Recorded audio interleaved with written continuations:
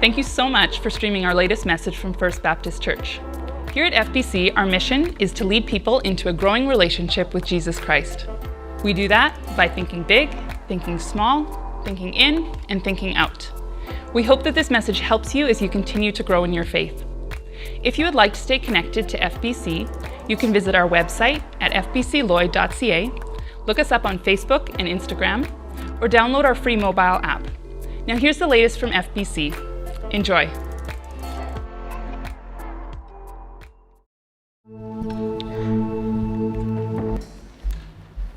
Hello again. Long time no see. I hope you guys are still doing well, recovering from any trauma, from fear that I might drop a baby. Hope you guys are having a great morning. What a cool morning getting to dedicate these kids and see this new life that's coming into our community. It's really cool. We're continuing on into week 5 of our Anatomy of a Disciple series. And if you were here 2 weeks ago, it's really nice this week to actually be able to see you guys. We've got the lights on, so that's great. Anyways, I wanted to take a second to say, well, first of all, I hope you guys have been enjoying the series. I hope it's been really good for you in your small groups and that you've been enjoying the series as you journey through it. But I want to take a second to say, if you've been here for a while, you'll probably notice that Doug and I sometimes have a little bit of playful jabbing at each other, kind of some rips on each other and stuff like that.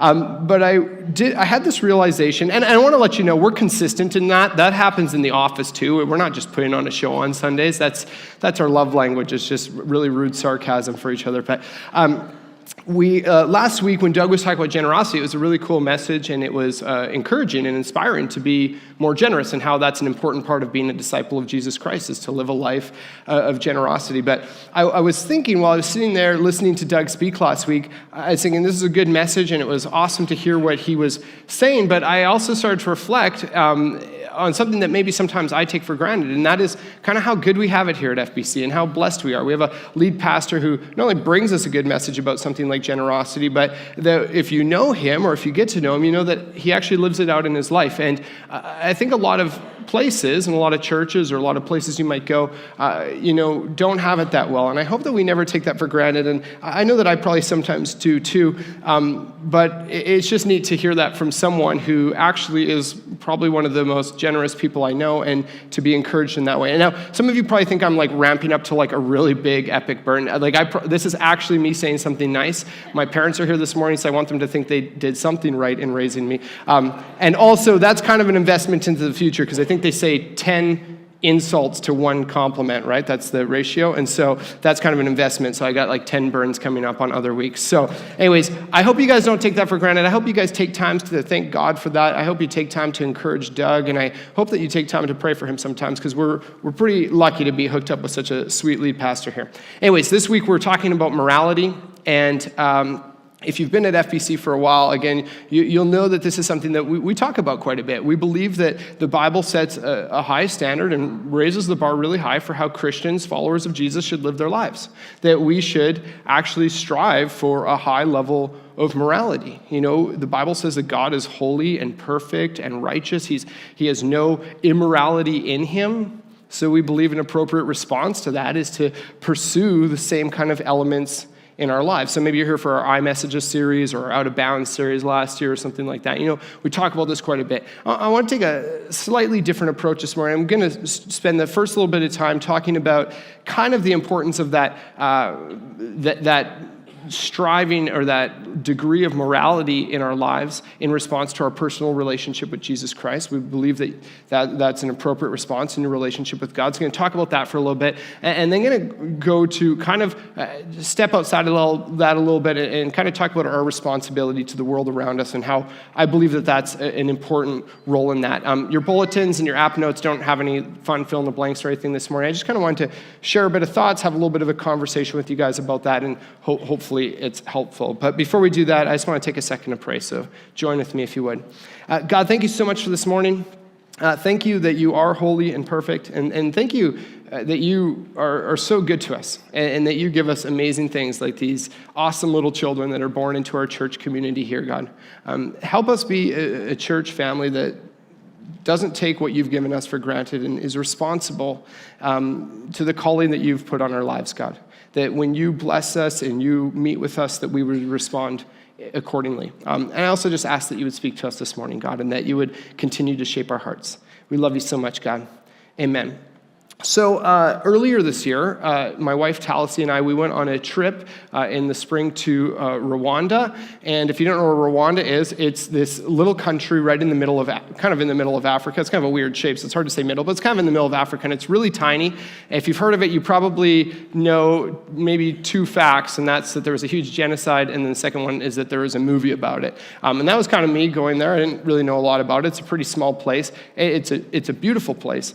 I've been to Africa a few times, and I've never been to Rwanda before, but I've been to a few other countries, and not every country in Africa is the same, but there are some similarities from place to place. And one thing that I found very similar in a lot of places I've been in Africa, and if you've been to some of the countries I have, you can probably relate, is that driving is like a very different experience there than it is here. When you get into a car in Africa, or in the countries I've been to, it's a little bit of a different feeling than when you get into a vehicle here. First of all, like the roads are like, not things that we would call roads a lot of the time. And then also just the way driving happens is just like so different to here. So here's how I can maybe paint that picture a little bit. Where we were staying, there's this main road. It's in Kigali, which is the capital of Rwanda. There's this main road, and it's 2 lanes. And there aren't really shoulders, so it's like truly 2 lanes, and there's a line down the middle. And so they call it 2 lanes. In my mind, what I think is actually going on there is I think that there are 3 lanes. There's a lane for traffic going each direction, and then there's this kind of invisible middle lane that doesn't have lines painted, but everyone just seems to know about it. And that's just kind of like the free-for-all zone, It's like if your lane isn't working for you, you hop in the middle lane and you just use that until like it's not usable anymore because you're like head on with the bus, and then you move. And the other thing too is like the horn is like, that gets used more than the brakes. Here, if I honk my horn at someone, tells us, like, whoa, what's your problem? Like, was it really that big of a deal? There, like, if you haven't honked your horn like 6 times per minute, people are like, are you driving? Are you trying to get anywhere? So anyways, it's been my experience in Africa, and Rwanda is actually a little bit more organized than some of the other nations I've been to, but our friend there, he's a missionary from Kenya, and he picked us up from the airport when we landed, and I got into the back seat of his car, and the seatbelt didn't work. And so I said, oh, hey, Freddie, is there a trick to make the seatbelt work? And his response was, oh, Ryan, don't worry about it. There's no way you'll get a ticket for that here. And I was like, I'll tell you, I was in Malawi a while ago, and we got pulled over for speeding. I wasn't driving, but I mean, I could have been because I probably would have been. But we got pulled over for speeding, and it was like a $10 ticket, no demerits or anything. I don't care about the $10 ticket. That wasn't the question I was asking about the seatbelt. What I was saying is I've been to Africa before. I want a seatbelt. And like if there's like a life vest and like an airbag we can install back here, that would be really good too. But his response was, no, Ryan, there's no way you'll get a ticket.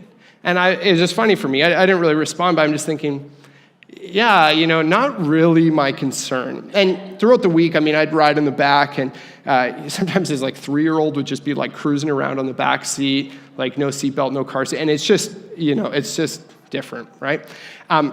My concern was for my life. I wanted to leave Africa in a sitting position rather than in a box lane. I didn't want to get FedExed back home. And but my friend Freddie, he just had a totally different perspective on what I was asking there. And I think we often approach our morality in the same way. We have the wrong focus when we approach our morality. So what I mean by that is when we think about morality and moral standards, what we usually do is we look to a really subjective standard of the world around us. We start to compare ourselves to the norm, whether it's in our church or where we work or the people we know. And I'm not saying you sit down at home and you make a list of all your friends and it's like, well, how do we measure up to these guys? I don't think anyone does that. If you do, then you might have some issues that we should talk about a little further. But I think that people, that's generally how they govern their lives. And the Bible teaches that our world has a lot of darkness in it. And when your standard for how you would act and pursue and define morality in your life is by comparing yourself to others, saying, what do other people do? Or what can I get away with that wouldn't be like crossing the line in my context? What's kind of normal at our church and in our culture? Because that's very subjective. You go to, I was in Denmark, you'll see the pastor smoking out front with the youth before church. Now, Doug usually does that secretly before anyone gets here, but to us here, we would be appalled by that. But then they would come and see like how we eat when we do small groups and stuff, and they'd be appalled by our gluttony. And, it's so subjective, even in the same time and place, even in first world nations where you go. And so rather than having a focus of looking at other people around us for our moral standard, we should have a right focus and look at who God is. How do we compare to God rather than how do we compare to people? And the answer to how we compare to God is always maybe a little bit demoralizing in a way, but it actually gives us an accurate picture of where we stand and an accurate moral compass of where we should be headed. Instead of saying, what can I get away with in my church or cultural context, we should be saying, what pleases the God who made me? What brings him joy? What makes God say, man, I am so glad that I created him or her because they are actually living their life according to the moral standards that I've put out for them. But instead, we often have the wrong focus. And I think we need to take this more seriously than we often do. In our churches and small groups and even in our personal lives, a lot of the times I think when we read the Bible, we focus a lot on how loving and good and kind God is. And I think that's good. As we're reading, you see that his grace and his compassion page to page. And I think it's good because it's so true. The Bible has so much to say about that. But that's not a full definition of God. The Bible talks about how our God is just. How he judges sin, how he hates sin. That's not my language. That's the language of the Bible, that God detests evil.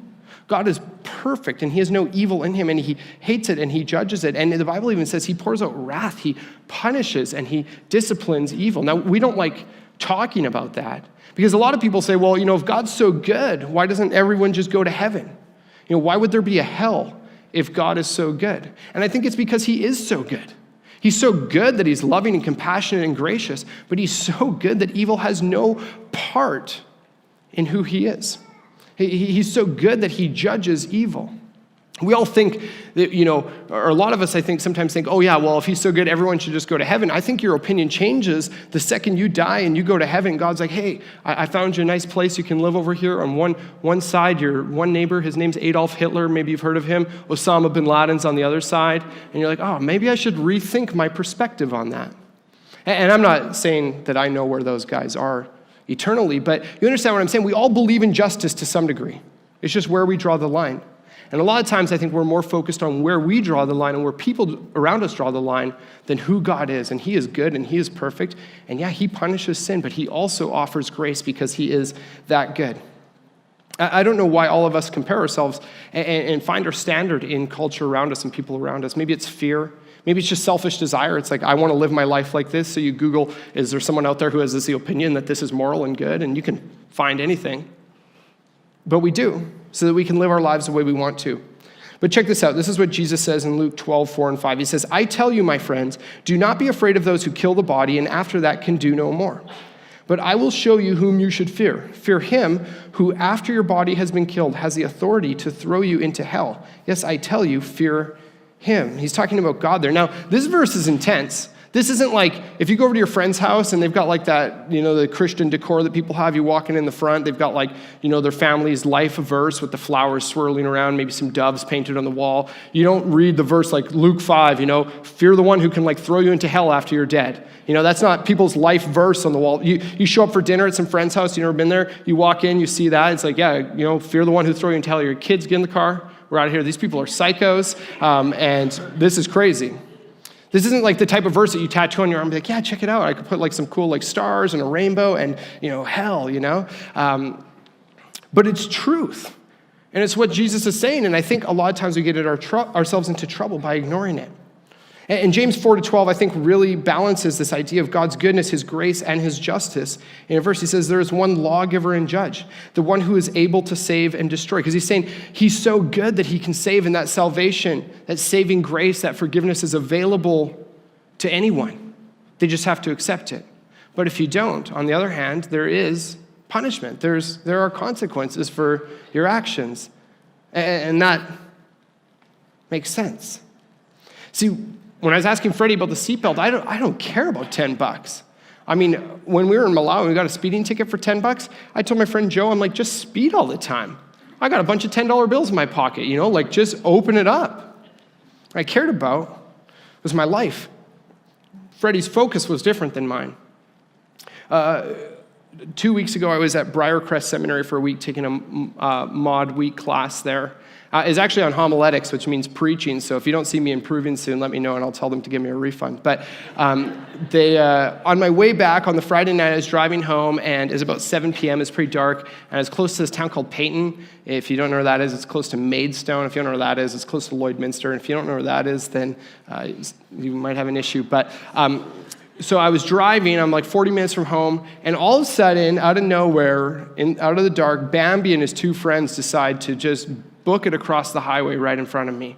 And I'm here to tell you today that Bambi is resting with his mother now. And I nailed that deer so hard, he went flying up my windshield and all that.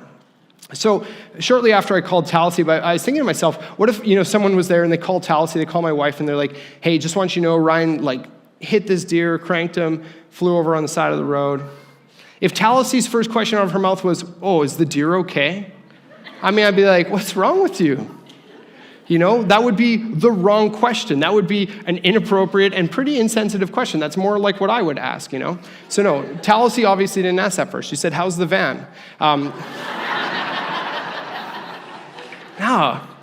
There's one thing that mattered in that situation, and it's how I was, because you guys need my beautiful face around here at FBC. I really just set myself up there for a burn on Doug, but I'm not this week. I'm not doing it. Okay. She asked how I was, obviously, and I was fine. Bambi, on the other hand, was not fine.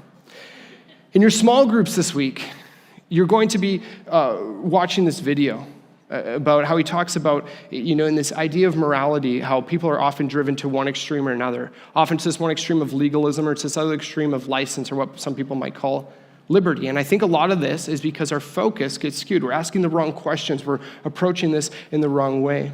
And legalism and license both kind of come from a good place a lot of times, but they end you up in a really dangerous, unhealthy place on a spiritual level. So first of all, legalism, I think, often comes from people who genuinely want to do good with their lives. They want to be holy. They want to be pure. They want to pursue God. They want to look like him. They want to live according to his laws, but they get so fixated on their own actions and what they can do that they forget that they are saved by grace and not by their own actions. It's not like there's anything we can do to make ourselves good enough in comparison to the perfect God who created us. Or on the other hand, in license and liberty, what we do is sometimes it's good because people focus on God's grace so much and they love his grace and his forgiveness and they recognize that it's him that saves them and not themselves. But then we go overboard. And we're just like, well, then it doesn't really matter what I do because God's forgiveness is so big. We think we're doing this amazing big job of making God's grace big because we continue to test it. And we were just singing this song that talks about how forgiveness was bought with the precious blood of Jesus Christ. And I think in liberty and license, we often make it so that it's not very precious at all. It's kind of like it's on free refills at McDonald's on the tap or something like that. Imagine if you're a parent and you sit down with your child and they've done something wrong and you sit down with them and you're upset that they've done something wrong, but you sit down and you decide, I'm not going to give you any consequences. I'm just going to forgive you. I want you to know that I love you and I want better for you and I forgive you, no consequences. If your kid walked away from that and they were like, sweet, man, my dad is forgiving. I should exercise his forgiveness more, and just went out and did those things more and did worse, that would be the opposite results of what you were hoping for. And I think that's what happens in license and in liberty. In the book of Romans, if you haven't read it, it's this big theological treatment. A lot of it's pretty intense. A lot of it has to do with this idea of salvation. It's this area of theology called soteriology, just this theology of salvation, where there's this tension between what does salvation look like? How are we saved? How do we encounter God's grace? And for a lot of chapter 5, what Paul is talking about is he's saying, you guys got to stop trying to be good enough, and you got to understand that God loves you and he forgives you and he's good enough and his grace is good enough. But then, following on with that idea, in Romans 6, 1 and 2, this is what Paul says. He says, what shall we say then? Shall we go on sinning so that grace may increase? By no means. We are those who have died to sin. How can we live in it any longer? You've died to sin if you're a follower of Jesus. You can't live in something that you've died to. It's only death there. God has offered you life. And I believe that God exists somewhere in the middle of these two extremes. He takes the good from legalism and the good from license, and somewhere in the middle is this healthy balance where God is saying, my grace saves you, but then my grace should also compel you to choose and to pursue morality. His grace says, let me be your compass. Stop comparing yourself to others and compare yourself to me. I forgive you, but I don't want you to live in the death that I set you free from. We hear the statement in church sometimes, maybe you've heard it, where people say, you need to be in the world, but not of the world. That's not a quote from the Bible. I think sometimes we think it is. Arguably it's supported by the Bible, but people talk about being in the world and of the world, but not of the world. And I think one of the problems is that usually we just focus on one of those statements. It's hard for us to focus on both. So we say, I gotta be in the world, I gotta be relevant, I gotta look like other people, I gotta do the things people do, I gotta speak the same way, I gotta live my life the same way so I can be relevant. And so we conform to our culture. Or on the other hand, I think sometimes we say, but we see the part where it says, be not of the world, and we put up walls and form this holy huddle, and we're like, let's make a small group and let's reject the world because it's dangerous and it's evil and it's dark, and we don't want to touch it, we don't want to infect ourselves. And I think both of those are really wrong perspectives. We shouldn't retreat from the world, but we also shouldn't allow ourselves to just conform to the world. We should be people who interact with our culture because God's moral call to us is so high. I believe that as you pursue God's morality, his call to righteousness, as he works in your heart, what will start to happen is you'll see the darkness. You'll see the brokenness. You'll see the injustice. You'll see the need in the world, and the natural response is that your heart will break. You'll say, I need to make a difference. As disciples, we're called to be leaders. Maybe you don't think of yourself as a leader, but Jesus says as a disciple, you're called to be a leader. You're called to be a light in a dark world and lead people into light. That's the call of being a disciple. Good leaders don't just hide out in their bedroom because they're scared of those that they need to lead. Good leaders also don't show up and just try to be like those that they need to lead. Good leaders show up, and because their lives are a little different, they're able to give people that they lead something to follow, an example to strive for. They make a difference in the lives of those that they lead. They make a difference in the lives of those that they interact with, and that's what we're called to be. Usually when I get up here on a Sunday morning, I kind of do what I've been doing for the last 15 minutes or whatever, and I present some ideas and argue and kind of push you guys towards something. The Bible, however, is 2/3 of it is narratives. That means stories. And I don't often share a lot of stories from the Bible. And I thought maybe I would just share a couple of people who I think embrace this idea of God's light and God's morality filling them to the point where they saw their culture and they said, something needs to change here, and they made a difference. I'm going to share with you a couple stories, and then we'll call it a day.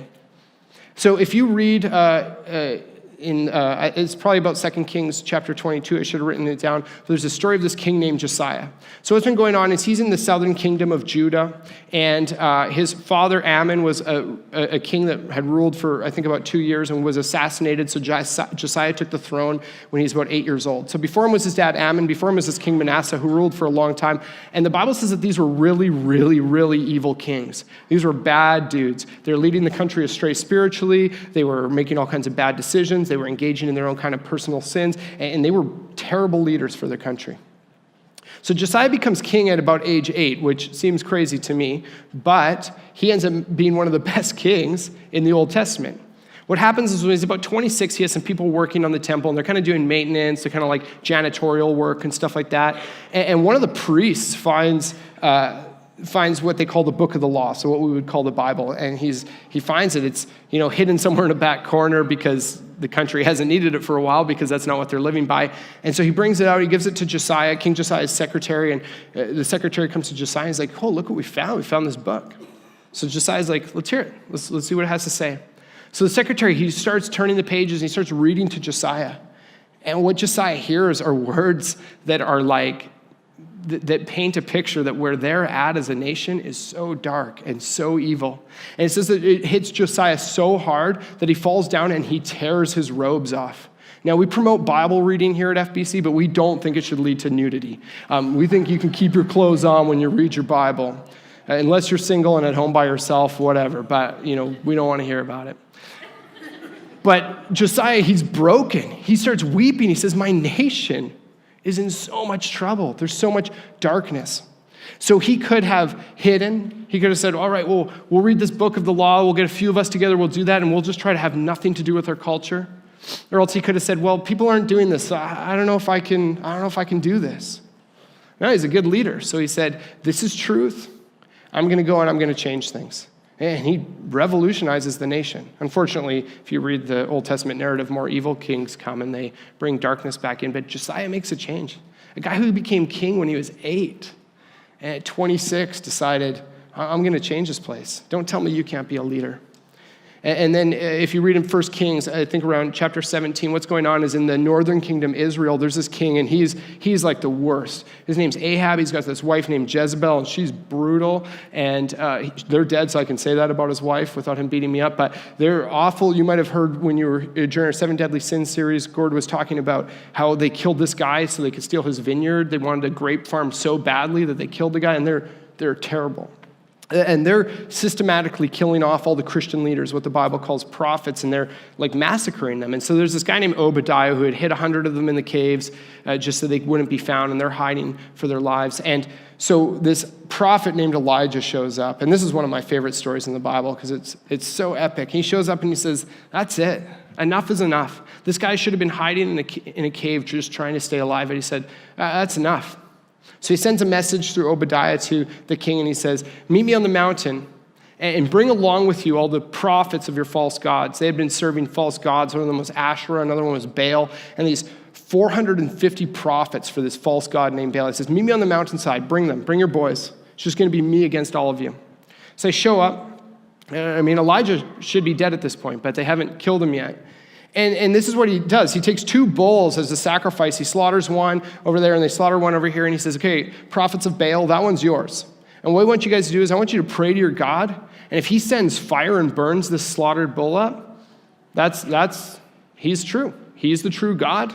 And Elijah knows that means that he would be killed and that the country would continue to follow down that path. So the prophets of Baal, they start singing, screaming, praying, doing all these things, shouting day and night, and Elijah's there talking trash on the sidelines. He's like, oh, sing louder and stuff like that. That's like my only move at basketball, so I can like really resonate with the trash talk. But he's like, maybe you gotta be louder. They start cutting themselves and like pouring blood out of their bodies, thinking this is gonna do something. They go like day and night, nothing happens.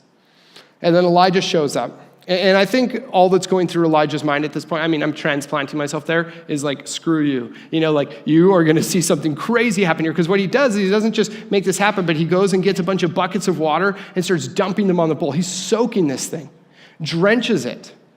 Then he goes, probably with a really smug look on his face, probably looks over at the prophets of Baal, and he's like, yeah, praise, boom, fire. I don't know if Elijah's as arrogant as I would have been in that situation, maybe not. But boom, fire. And so then what happens is Elijah goes and he kills these 400 prophets, and there's a bunch of reform and stuff in the nation, and it's pretty amazing. Now, I'm not encouraging that part of the story. Don't go slaughter people who are teaching something different than you. But this is a man who should have been in hiding for his life. He said, enough is enough. My world's broken around me. There's need. People are in trouble. And he risked his life for them. Because God's morality, God's law, God's standard had come so alive in his life. That was Jesus' life here on earth. Jesus came here. He didn't hide from people. He hung out with hookers. He hung out with tax collectors, thieves, sinners. He also hung out with church people, Christians, religious people who one day killed him. Hung out with everyone. He said, I just want to be part of this world, and I want to respond to the need. He'd feed the hungry. He'd heal the sick. He'd give his life for sinners who needed forgiveness. Jesus came and engaged with the culture. He stood up for what was right, which begins with living rightly in your own life. This past week leading up to Remembrance Day, I don't really know. You can like sit down with some people and they can tell you all these war stories and about the war and stuff. I'm not really that kind of a history buff, but so I spent some time this week, because I think I often take it for granted, reading some like Canadian war stories leading up to Remembrance Day. And I actually want to share with you one of them because it's kind of epic, but to me, it kind of paints a picture of what we're talking about this morning. There's this guy 99 years ago, so in World War I, and his name was Robert Spall, and he was fighting in a Canadian battalion, and they had kind of become cornered in this trench, him and his battalion, by German troops. So they're in this trench, and they're basically just like, if we try to run, we're dead. If we stay here, we're dead. So either way, we're kind of hooped. And so what Robert does is he decides, no, you know what? That doesn't work for me. So he grabs a machine gun, hops out, and just starts mowing down Germans with this machine gun. And he tells the guys in his battalion, he says, just run, get out of here, go. So all of them escape alive, except for Robert, who kills a bunch of Germans and then eventually gets taken out himself, and he laid down his life for them. Now, there's no real spiritual context to that story. I don't know if he believed in Jesus or anything like that. But this is someone who is willing to make sacrifices, someone who is willing to live his life to a standard. Not saying, would someone else in this trench do this? Someone who's willing to climb out of the trench. Elijah was someone who was willing to risk his life and stand up for what was right. Josiah is someone who is willing to make changes in his own life and say, this needs to happen in the world around us. Jesus was someone who was willing to lay down his life to respond to the needs in this world. I believe that as you pursue morality in your life, as you pursue God's righteous standard, if your focus is right, rather than comparing yourself to the world around you, if you compare yourself to God, he will drive you to a moral standard that will start to break your heart for the need in this world, whether it's spiritual or physical or social need. And he'll use you to make a difference. We just dedicated a bunch of children today, and they've been born into a world that has a lot of darkness in it. A world that has a lot of sin, a lot of need, a lot of brokenness. And as they grow up, how much that continues or how much that changes is up to us. And how they see it modeled to make a difference and bring light to a dark world like that depends on us. And I hope that we'll be a church that takes that seriously, that looks at a God who's holy and perfect, that hates sin and says, I don't want to live my life according to our culture. I want to rise to God's standard, and I want to make a difference in the world around me. That'd be really cool if that was our church. Let me pray for you guys. God, thank you so much for this morning. Thank you that you love us. Thank you that you are holy and perfect and good. Please use us to change the world around you. Please use us to be models to others, to be a light in the darkness, God. We love you so much. Amen. Have an awesome week, guys. Thanks for being here.